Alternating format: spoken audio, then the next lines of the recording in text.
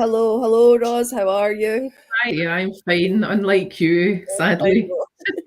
Well, welcome everybody. It is, what day are we on? Wednesday, the 16th of March, and it's finally got me after 2 years of avoiding it, not going anywhere, and literally spraying everything before and behind me in antibac. I have succumbed, so I'm not feeling super duper, but I will do my very best.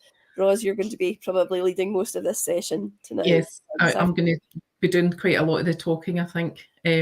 So welcome to everybody to this session. We're going to have a look at accessibility, but we're not going to, Amanda and I actually did an accessibility session in September, I think, and we talked about using tools, but we're not talking so much about using, how to actually use them.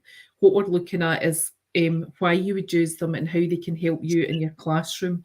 So we've actually got quite a lot to go. So I think we'll just get started, Amanda. We've got quite a lot to get through. Trying. My computer's now not wanting to share anything. So I'm now having to look at this. Is just wonderful. Entire screen share. No. Hold on. I might have to go into my set. I don't know if I can actually share this, Ros. I'm so sorry. I'm just going into my settings to see if I can get this to work. Apparently Chrome has forgotten how to share my screen, and it's not very happy with me. Nope. Oh, I'm so sorry, everybody. I will share my screen. I'm sorry. Let's see if I can do this. Have you got it there? I'm sorry. I'll just share it. It's okay. That's fine. I'll just multitask. Sorry. There we go. Oh, no. Okay, can you see my screen? Yes, we can. You can. Oh, goodness. It was working like 5 minutes ago. I did test it. Okay, so this one is entitled ASN Specialism 1, and we have a session 2 as well, which we'll talk about in a minute. So if you've not already joined us before, my name's Rosalind Lee, and I'm in North Ayrshire Council, and I'm a swimming, singing dog owner, but not all at the same time. And I don't sing when I'm swimming, certainly. And my dog is currently fast asleep because he's a bit older and he's quite happy having a snooze in the living room this afternoon. So he's not, unlike Sarah, our other partner in crime's dog, who makes regular appearances on webinars. Mine is not going to do that, thankfully, although you may hear Amanda's birds. Yeah. Hi, everybody. If you don't know me already, I'm Amanda Pickard. I am a primary teacher, but I'm on secondment as a digital learning officer in South Ayrshire. When I am fit and healthy, which feels like a while ago now, I love to do a bit of powerlifting, a bit of crocheting, book reading. I have got numerous pets. The budgies, Wilson and Kimball, just wait until I'm online before they start chirping and arguing with each other. They have a bit of a love-hate relationship, so it's impossible to keep them quiet, so I apologise for that now. My dog is sitting on the other side of me in front of the door, staring at the door, waiting for my husband to come home. And other than that, that's me. Ros, you might have to click on the hide that wee bit at the bottom of the screen. Sorry, I forgot about that. Okay. Yeah, that's it. Brilliant. So, if you've got any questions today, if you just, you can put them into YouTube in the chat there, or on Twitter, just tag at Tablet Academy Scotland, and also use our hashtag Team MIEE Scotland. And shall we get started, Ros? Yep. So these are the 2 sessions. As I said, we're not looking at the actual tools in in a particular order. We decided we'd split it into the 2 sessions, and where you would use these tools in the different areas that you can see there on the screen. And there's the MEC code there if you want to, if you're already, if you've joined the Microsoft Educator Centre and you want the code to join. If you haven't, I would go and join. Certainly, it's certainly been a worthwhile journey for me and for Amanda, who've been doing these things. We've been members of the MEC for quite a long time. So there's the code there to redeem your points for this session. Yeah, highly recommend redeeming that code. You get a nice little digital badge, and you can also get credit in your GTCS profile. So you can actually upload your profile and all your accomplishments into your GTCS profile. So it's definitely worthwhile doing. Yeah. Okay, so accessibility for all. It's not, lots of people just think accessibility is for a particular part of the population who may have difficulties. But as you can see there are 3 different types of disability: permanent, temporary and situational. And I think it is pretty obvious what permanent and temporary are, and we've got our graphics there to try and illustrate that. A situational disability is because you're in a particular situation. So our wee guy with the loudhailer there, that could mean that your classroom is quite noisy. You might be in an open plan school and your classroom's quite noisy, and that means that the children might have difficulty hearing what's going on all the time. So a situation is something like that. My favourite illustration of situational is when during lockdown I started to make bread. I'd never made bread in my life, and I like politics, and I, rather than listen to music while I was baking, I would go to the BBC News website and I would use read aloud for the so I could hear the news being read to me. So that was a situation. I was baking bread, covered in flour, couldn't look at a screen, couldn't lift a newspaper or anything. So situational is a wee bit different. The other 2 sort of times, and I know Amanda uses quite a lot of accessibility tools, and I do as well, is for convenience. If you're tired after a day and you can't you can't really be bothered writing, it's an idea just to dictate something. Amanda and I think Amanda's much better at it than me. I have a West Coast of Scotland accent, which dictate doesn't seem to like very much, as you will see later on. It also saves you time. It's quicker to say something than it is to actually sit and write. So Amanda, I know you use quite a few things, and particularly dictate. Yeah, I love dictate. It means I can multitask as well if I'm really busy, and if I was tidying up in my classroom and I had to remember a few things, I would just stick on dictate, and then I would just tell myself what I needed to remember. I've dictated emails, I dictate in Word, I dictate in OneNote. Anywhere where there's a dictate option, I am there for it. It's time saving. It means I can multitask. Yeah, I love all these accessibility tools. And I just put in the chat there, it's not just about accessibility, it's about providing that equitable opportunity for teaching and learning for everybody. So I think that's really important to keep in mind. Okay. So our first section that we're going to look at are tools that you can use in reading, writing and maths.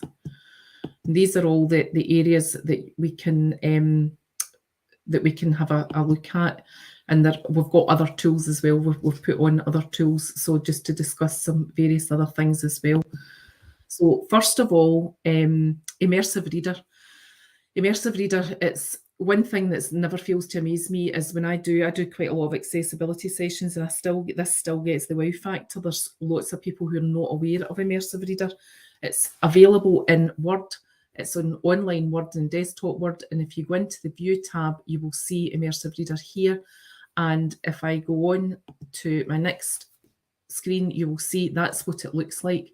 So that's that article. That was just a copy and paste job off the BBC website. And you can see that it's much bigger print. And we also have the option here to listen down at the bottom there. We've got the play button. You can change the voices. I think the choice is only male or female. You can speed it up or slow it down. And there's also the 3 icons up at the top here, which will allow you to do quite amazing things actually with Immersive Reader. So we've got text size, which we can change. We can change the font and we can change the background colour. If we want, we can split up syllables and we can label parts of speech. So this is useful for teaching grammar, for example, because it's not just about, again, it's not just the fact that it's accessibility, it's actually got other applications as well. And the last one here, we can have line focus, so that would help somebody who's difficult to reading. I know that well, in the older days, that was probably pre-COVID, we maybe had templates that we put over books so that the children were focusing in one line. Immersive Reader can do that for you on there, and also can translate the document for you. I think one of the great things, Ros, sorry to interrupt, is just that, knowing that Immersive Reader really strips out all of those kind of distractions. It keeps the page and the screen really simple and really does help to focus, and sometimes, especially when you've got your parts of speech and selecting those things, if I'm having a lesson and my learning intention is not about identifying nouns, but it's actually about up-leveling writing, then I can use Immersive Reader in the class, identify the nouns, and then get my class to be thinking about how we can use descriptions. So it really does allow for every child, every pupil to succeed. Oh yeah, and this quick guide, I snaffled these from a fantastic teacher. If you're not following Heather Aird on Twitter, definitely give her a follow. She's created these quick guides, but she regularly shares lots and lots of things online about accessibility tools. And that's her Twitter handle. It's at Miss_Aird. Definitely give it a little follow. And these quick guides are all created and shared by her. So she's amazing. Please give her a follow. And she's a member of Team Scotland as well. She is. So our next thing is dictate, which we'd actually just been talking about there. And as I said earlier on, my accent, for some reason, I've actually done these in French, and my French accent is obviously better than my English accent because it totally understands my French, but not my English. So you can see there, this, I read this from another screen, and it came up with beside the leak instead of the lake. That's I pasted that in to let you see what it should actually look like. It will also, you can say full stops and commas and things. Again, it doesn't like me saying that because it always comes up with Phil Stokes, which is a man's name, instead of putting a full stop in. But dictate is available from the view tab again, and there's your dictate, your microphone there, and it gets switched on down at the bottom there. So dictate's really good. And again, Amanda, you like to use it particularly for your wee ones. Yeah, I think it's a really great way, where you take away that the pencil and the writing and thinking about spelling and letter formation and things like that. If you can get someone who can just tell you the story, tell you what's in their mind, it can just be their ideas. It's not for wee ones. I did it a lot for storytelling, and just stick on dictate and let them tell me the story, and it would just obviously transcribe it for you. But even for all pupils and for myself as well, if I just want to kind of get some things out in my head, I'm constantly having little wee ponders, and sometimes I just need to get it out my head and onto something. Sometimes it's a video, sometimes I just stick on dictate and I start talking, and when what I think might come out as jumbled actually is a good starting place for me to go and build on that. So it's a great way of taking notes for older children and young folks. So yeah, I can't recommend it enough. I love it. And it's a lot faster if you're like me and you can't really type properly. It is actually a lot faster because by the time you edit the few mistakes that are there, it's a lot quicker than sitting typing. So it's a good time saver there as well. And again, there's one of the guides that Heather has made for dictate. So there are a few apps that you can use as well. Office Lens being one of them, in the Maths app, or the Math app, because it's obviously it's American. Office Lens is an amazing wee app, and I use it all the time. You can do all sorts of things with Office Lens. So this is a photograph. Apologies, Siri came on when I was I don't know why she thought I was talking to her, but she came on when I was screenshotting this. So this was me taking a photograph of a book, and you can see it actually looks a wee bit blurry. But if we go to the next screenshot, we can see here that it's allowing me to line up the page. So it was a paperback book and it was a bit awkward. It wasn't opening properly. So I could move these lines around to get the text, all the text that I wanted into the shot. It then extracts the data. And the options that you get when you use Office Lens are you can add it to any of these. You can put it into OneNote, OneDrive, and so on. But the one thing that we're looking at here is it goes straight into Immersive Reader, and it is so quick. It's really, really handy. It's a brilliant wee app to have on your phone. Yeah. Because Ros, can I just jump in before Sorry. you move on to the next slide there? Because one of the things I love about Office Lens, it doesn't have to just be like a page out of a book or a textbook. I've taken images of posters that pupils have created where there's a lot of pictures and images on it. And I'm so sorry, there the budgies go again.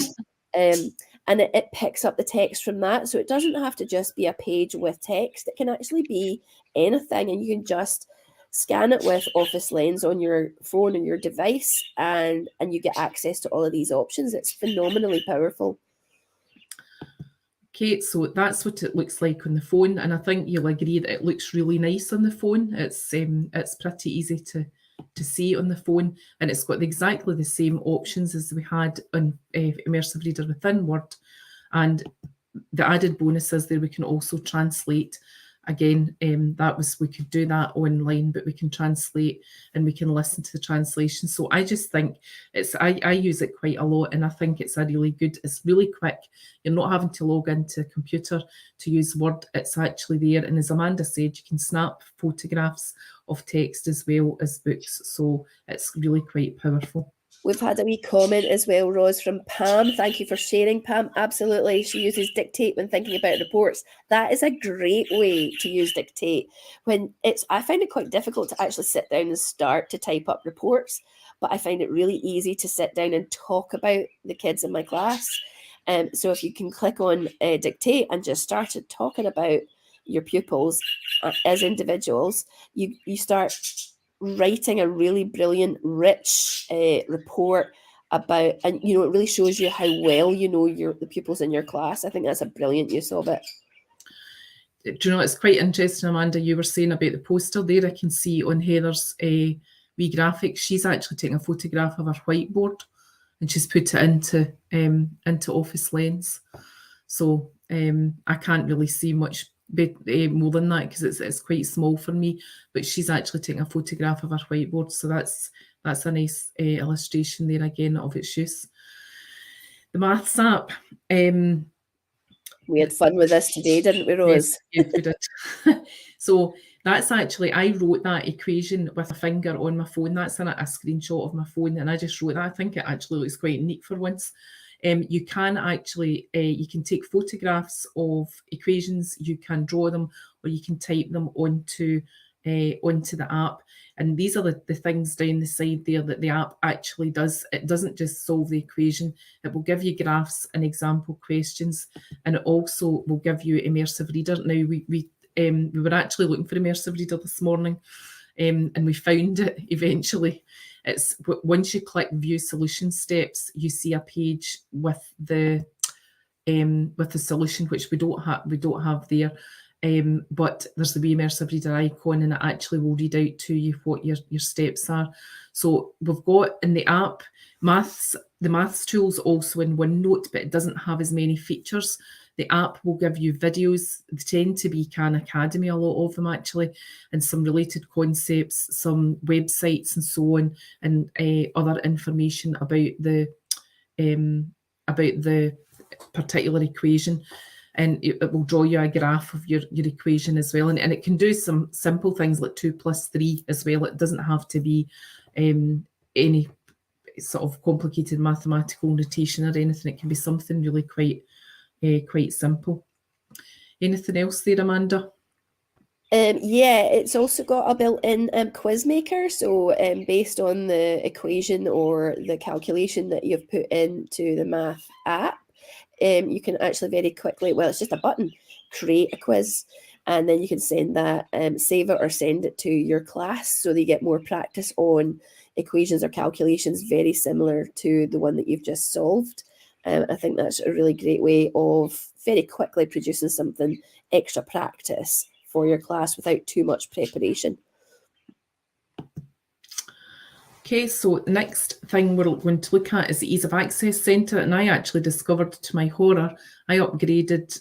We've been making this presentation for quite some weeks now, and when I started this, I had Windows 10 on my laptop, and then I upgraded to Windows 11, and the Ease of Access Centre is completely different in Windows 11.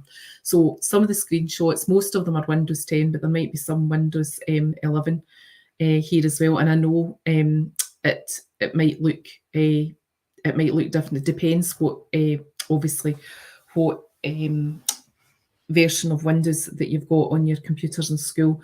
But the Ease of Access Centre, again, lots of people are not aware of this at all, and it's certainly worthwhile changing a lot of these things to suit the pupil's needs or for an adult's needs as well.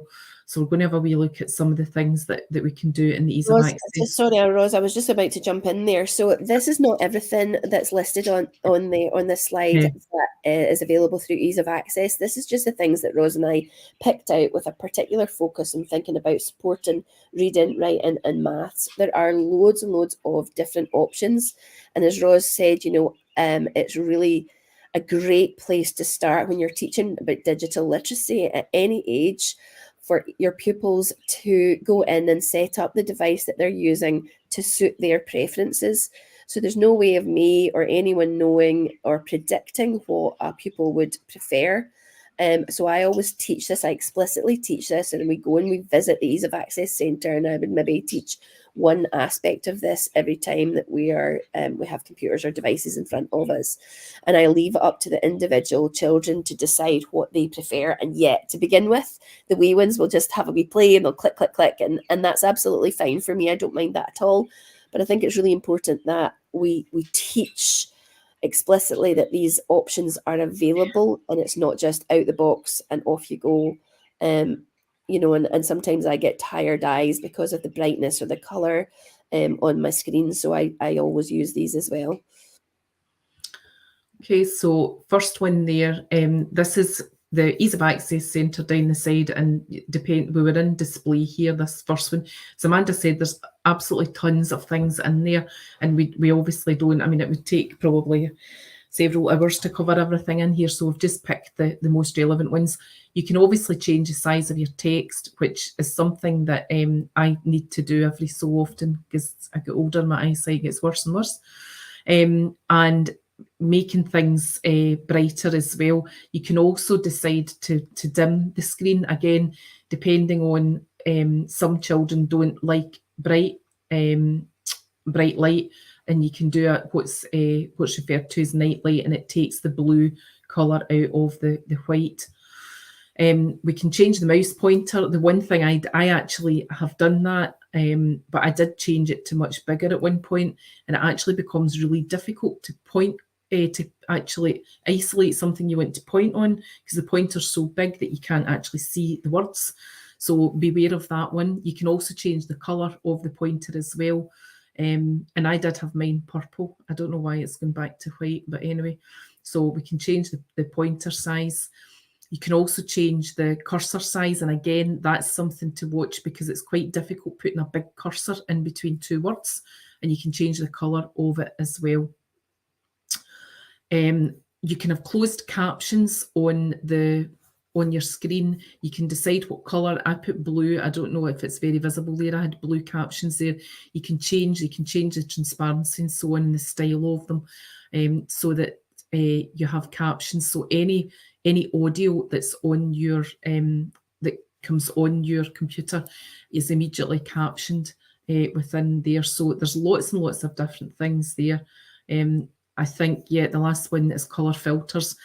And again, you can have, if there's a colour blindness is an issue, you can use grayscale. And this is something that I was reading an article recently, and it was an adult, and he talked about using grayscale when he was working. I think he was a writer, or he seemed to be, I don't know what field of education he was in, but he used to put his computer to grayscale and turn off all the notifications, and it was just to make him focus on what he was doing. So the colour filters are useful for all sorts of things, not just, and even as Amanda said earlier, tired eyes, possibly the grey's less harsh on your eyes. You know, the brightness obviously is a big factor, but these are possibly options as well for tired eyes. Okay, so we're moving on to the Edge browser.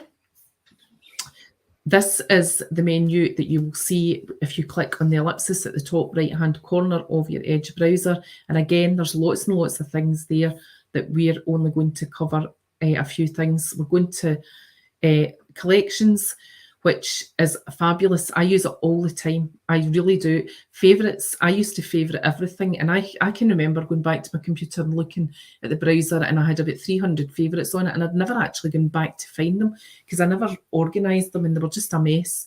But collections, I absolutely love, and I use it all the time. With collections, you can start a collection and you basically will identify what websites you want to add, and you can send them out to pupils as well. You can send them to them. So again, it's a saving in terms of their time. They don't waste time. We all know, we've all got experience of children searching the internet and all they want to do is find photographs rather than actual text.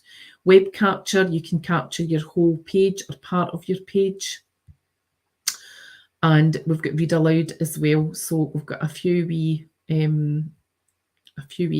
screenshots here. So this is collections. It's actually, you can't see collections. There's actually a wee button up here at the top of the screen that you can use to get collections, and you'll see I've got quite a lot of collections there, and I can add websites into the collection. That's what the web capture looks like. And one thing that's really great is the capture full page. I like that because, again, sometimes when you try and copy text off a website, it doesn't scroll very well when you're trying to go down. Sometimes my computer just stops and it won't go any further. If you capture the full page, you get everything on the page, or you can just simply capture an area.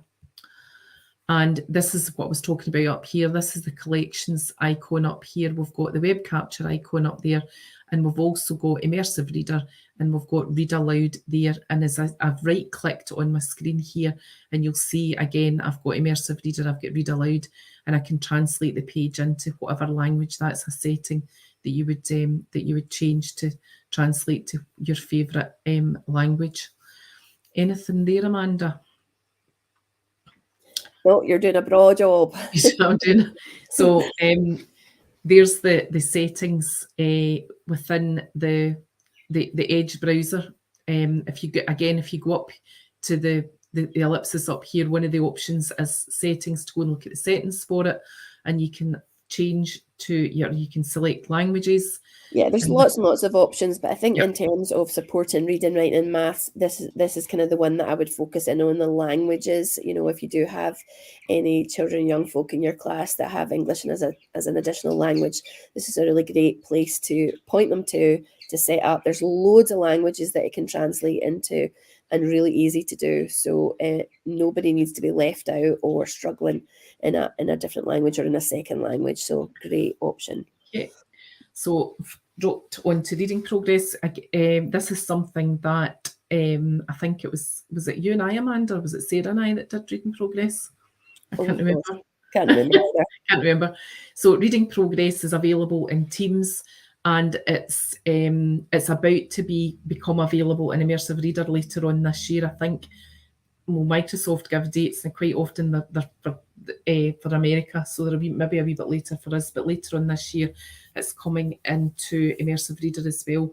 So reading progress, as it says there, it builds fluency. So you can read a passage. You can either upload your own passage, or you can choose from a list that are built into it, and you would use this in assignments. You would assign the child or the children, how many, your whole class,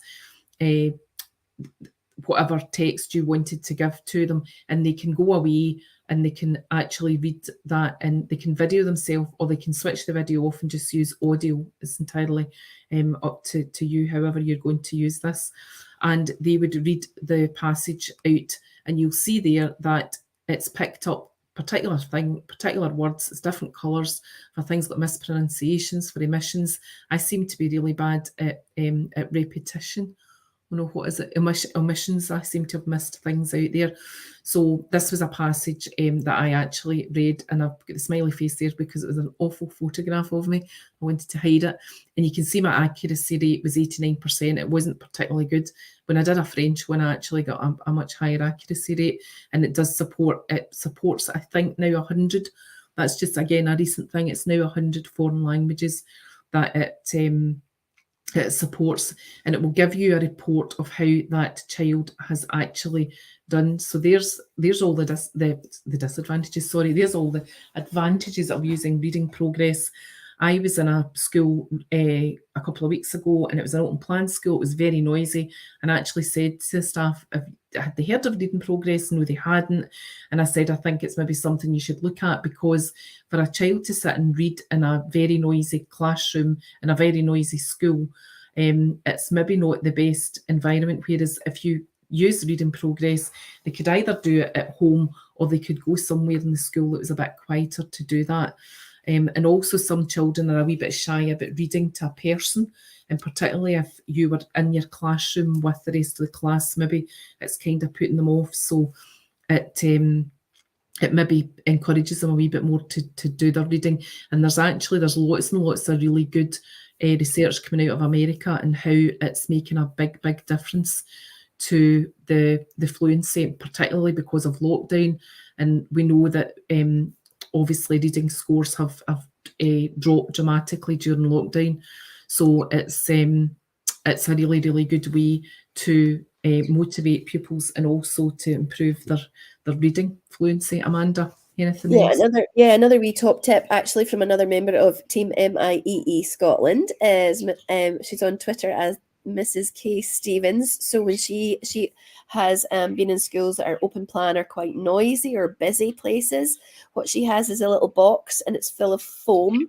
So the kids can actually put their device in there and record in there, and it kind of blocks out all the kind of external noise. So that's a really great idea.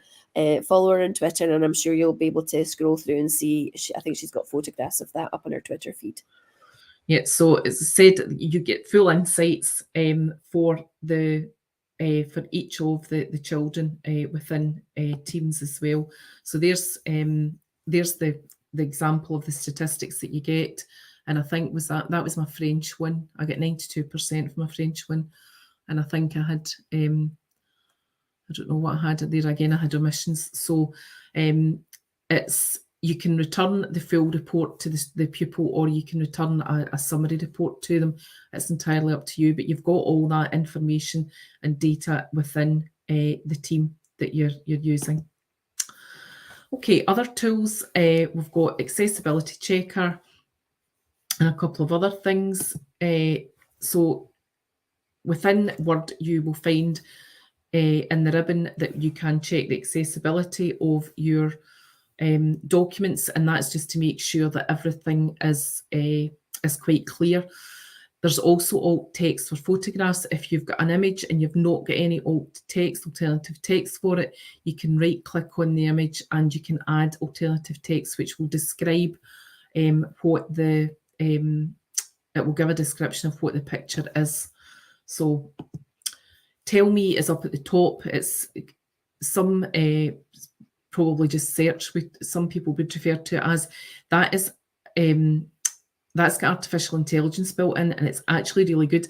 And I use it quite a lot because I've never actually been taught to use Word properly. I've learned how to use it myself over the years, and sometimes you forget which bit of the ribbon a particular function's on. And quite often, rather than go through all the tabs in the ribbon, I just click up at the top and type in and say whatever it is that I'm looking for. So it's a quick way to find something within Word, or even how to do something if you're not sure. And again, live captions, they're in Teams meetings. and they're also in PowerPoint. So we've got another wee graphic there from Heather explaining all about captions.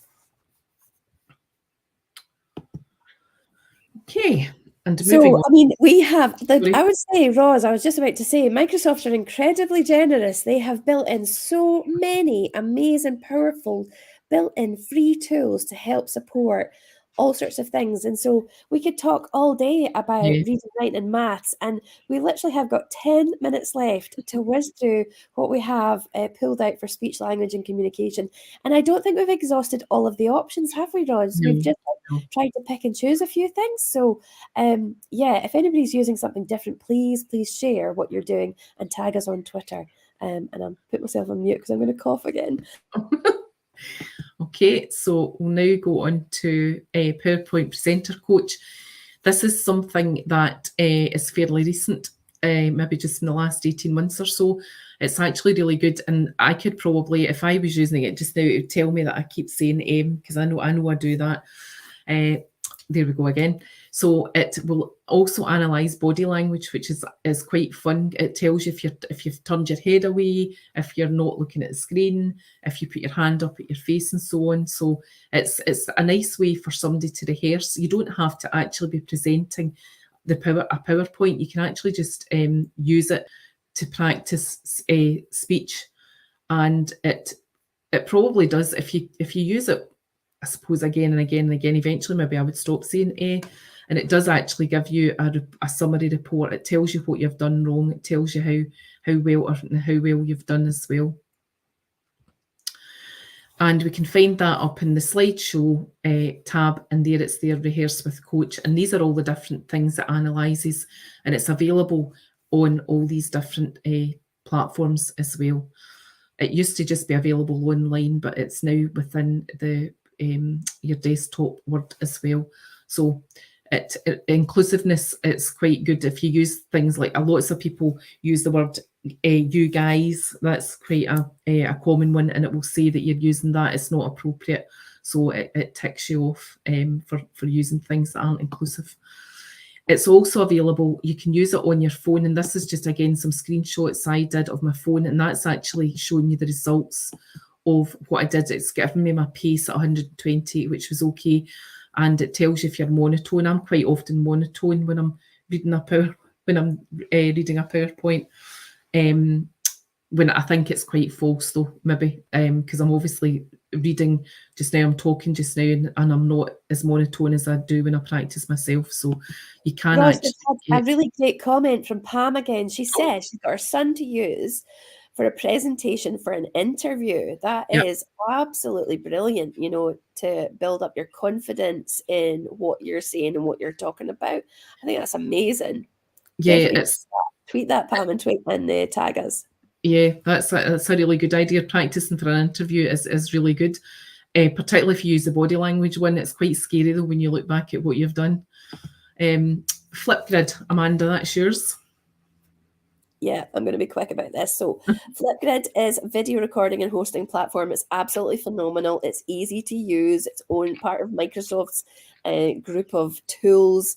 You can set your recording time, which I think is really handy. Sometimes if people know that they're doing a 5-minute or 10-minute presentation, it can sound quite intimidating. So you can actually set it for a really short time with a maximum of 10 minutes. Super easy to use. It's available on online, or there's an app you can download, and it's safe. There's various sharing options. Not only is it available to record a video so you can practice your presentation or share what you're learning, or it's another way of sharing learning. And we have our lovely Sarah Clark from Team MIEE Scotland, who has sort of shown us it's so easy. There's lots of options. You can put a background, so you can get your children and young folk to be creative. You can put stickers, and there's a whiteboard option. There's loads of options. If you haven't signed up and got yourself an account, go and do it. Have a play. I use it all the time just to record teaching videos to share with the learners. You need to check with your local authority to make sure you've got permission and access to use Flipgrid with pupils. At the moment, my authority, we don't, so it's something that I use as a teacher to record and share teaching content and introducing different things. But it's absolutely brilliantly easy to use, and it's easy to share. So you can literally share the URL or an embed code and embed it into something else. You don't have to have it on a video, but it's a great way of just practicing talking and presenting. And you have the option just to record your voice, so you don't need to be on a video either. So I would highly recommend Flipgrid to host your videos and allow you to share it out with your school community and parents. So yeah, you can share the whole topic, although that a topic would be a group of videos or a grid, but you're able to share individual videos without any login details. And you can share links to all of these places, emails to parents, or just put it on Twitter or send out the URL or anything like that. Brilliant use of a Flipgrid, but also to support that language and communication by pupils and building that confidence and independence to talk about their learning and give them another option about, not just, they can do a PowerPoint, or they can do a sway, or they can write an essay or draw a picture or do a poster. They can just record a video. Brilliant way. And yeah, yes, I almost forgot. You can actually view the number of times that each video has been watched, so you get a few insight information to that as well, which could be useful if you're trying to promote something across your school community. Oh, of course, pupils can go back and watch it. My teaching videos that I share on Flipgrid, so I know that my pupils go back and watch some things because they either like the video or they're practicing and they're going back to review what they're doing, and the videos are safe, so they can't be downloaded. Okay, so we're looking at your question. Sorry, Ros. Does it embed within Glow blogs? Probably not. So what I would do, Glow blogs is within Glow, so it tends to you don't have the ability to embed things in Glow blogs. But what I do in Glow blogs is I'll just put in an image and then hyperlink the image. So that's what I would do with a Glow blog. So it doesn't embed in there, but there's a workaround, obviously. So we're back to Immersive Reader, but this time we're thinking about it from a different perspective about translating. So again, this is stolen text off the internet about cats. And what I did here was put it into Immersive Reader, and I can choose a language from there, and it's a massive list. I think it's about 70 odd languages now, the list that you can use for languages, and that's it translated to the French. You can either translate the whole document or just the word or words. You can highlight words, and it's very simple to go back to the original. You can just click up here to go back to the original, and you can hear the French spoken. And again, that's got I introduced a French teacher to this just before Christmas, and it's got amazing potential for learners of modern foreign languages, because they can actually hear the words being spoken. And that's, again, the reading progress. The other side of that is they can speak and hear what they sound like when they're actually speaking French. But in this case, if they're not sure of how to pronounce certain words, they can quite easily translate them in Immersive Reader so that they can actually hear the words being spoken. And that's just a sort of clearer image there with the speech again down at the bottom there, the ability to play the speech. Live captions in PowerPoint, again, these can be changed to languages. That's something I was doing a session in breakout rooms, and I spoke and I turned on quite easily in PowerPoint Live down at the left-hand side, down at the bottom, above all your pens and so on, there's the ability to translate slides. And I was actually in an E2 session earlier on, and there were quite a lot of Spanish speakers who couldn't speak English. And the guy who was leading the session actually said to them, just go down, and because you can actually translate them, and it's only you that would see the translation. It wouldn't be the whole, you can individually do that if you're looking at PowerPoint Live. Anything else there, Amanda? Yeah, I was just going to say, I think live captions are like some sort of sorcery. I am still like stunned how this works. You can be speaking in your native language, and as you're speaking, it is translating into the language that your audience has chosen, and it's a live caption at the bottom. I still can't get away with it. I'm totally amazed by how this works. I don't understand it, but it's incredible. Yeah, it's about 20 languages just now, but again, that's probably something that will continue to develop. On the topic of translation as well, there's again a translator app, which is this denoted by this wee symbol up here, this wee icon. This is amazing as well. You have the ability to speak into translator app. You can type into it. You can take a photograph of a sign. So if you were abroad and you saw a road sign and you weren't sure what it meant, you can take a photograph of the road sign and it will actually, and I know you're not doing that in a class, but that's just a personal application of it. You can take a screenshot of a photograph of a sign and it will translate to whatever language, and you decide. I chose English to Spanish and asked where the railway station was.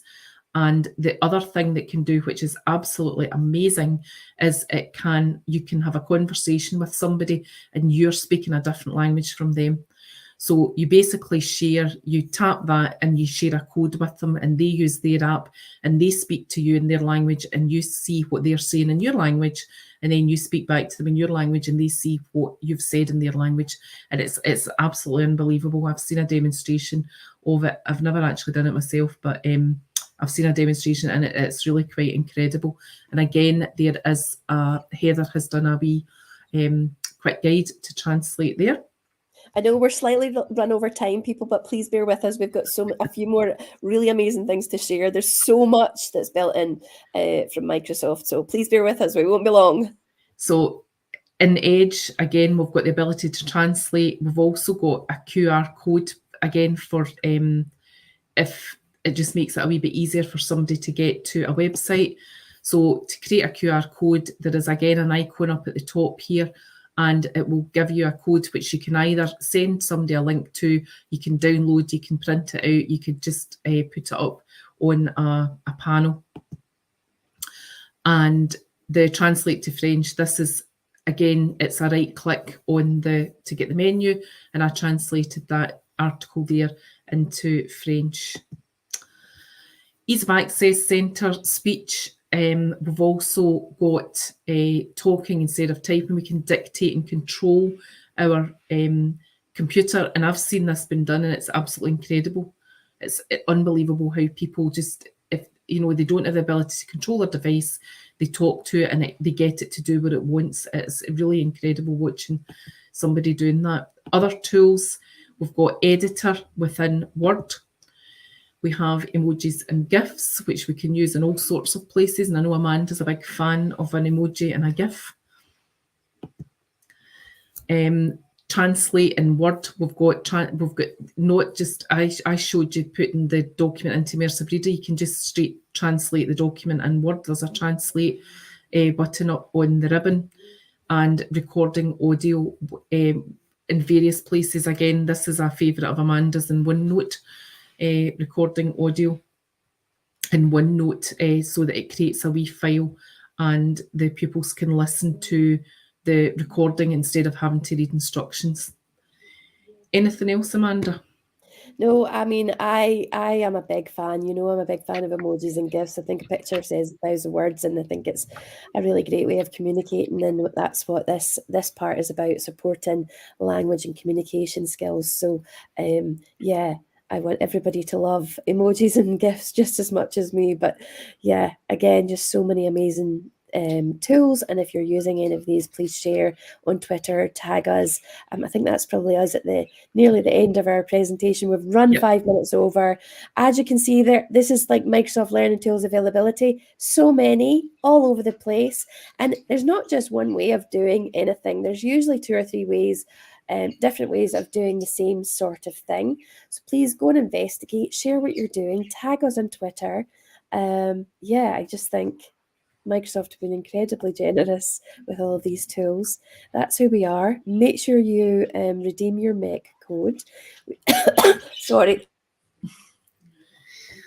there's a feedback form in the feedback form linked into the chat, so you can give us some feedback on what you thought of today's session. And tomorrow's session is at 4 o'clock again, and it's Specialism 2, which I am just going to get out of my presentation now and go back to stop. There we are. Sorry for coughing there at the end. I can't control it. I'm so sorry. Listen, everybody, thank you so much for sticking by us. Tomorrow is our final session of 5 Steps Digital. It is the second part of additional support needs. So sorry for keeping you back a little bit later tonight, but I think you can see that there's so many amazing tools, and it's hard to kind of squash everything into 45 minutes. And I think Ros and I could probably talk about these things for another hour or so. Well, I don't know if your voice would last, but we could go on forever, I think, in accessibility. Yeah. It's just making people aware of what's available out there for all the different things that these are for. And as we said, it's not just about, it's accessibility for all. It's important for all of us to be able to use these things. And I think we've said probably we use more than what we've actually just talked about there, but they're great tools for anybody to use.